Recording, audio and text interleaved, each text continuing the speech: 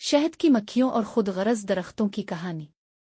एक बार का जिक्र है कि एक खूबसूरत जंगल में कई दरख्त और मुख्तलिफ अनवा की मखलूक आबाद थी। इस जंगल में शहद की मक्खियों का एक बड़ा खानदान रहता था।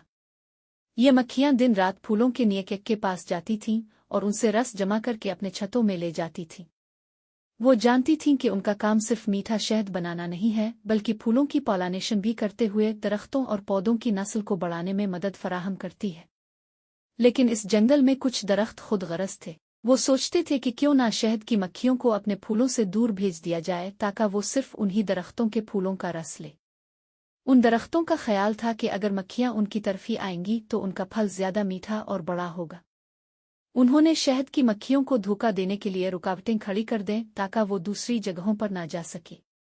वक्त गुजरने लगा और मक्खियां उन दरख्तों के फूलों का रस सौदे में लेने लगे।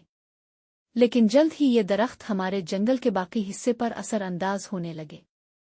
दूसरे दरख्तों के फूल खुश्क होने लगे और जंगल में जिंदगी की कमी महसूस होने लगी। दरख्तों के फल भी कम होने लगे और मक्खियां भी कमजोर होने लगीं क्योंकि उन्हें मुख्तलिफ किस्म के फूलों की जरूरत थी। एक दिन जंगल की एक पुरानी हकायत सुनने वाली बड़ी मक्खी ने उन दरख्तों को समझाया कि अगर वो सिर्फ अपने फायदे के बारे में सोचते रहेंगे तो जंगल में कोई और फूल ही नहीं बचेगा। इसके बाद दरख्तों को एहसास हुआ कि उनकी खुदगर्जी ने जंगल की जिंदगी के ताने बाने को बखेर दिया है।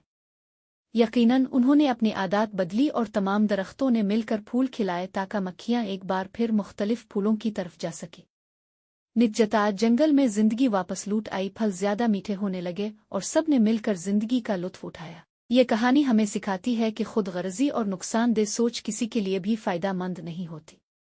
अगर हम सब मिलकर काम करें तो हम सब की भलाई हो सकती है।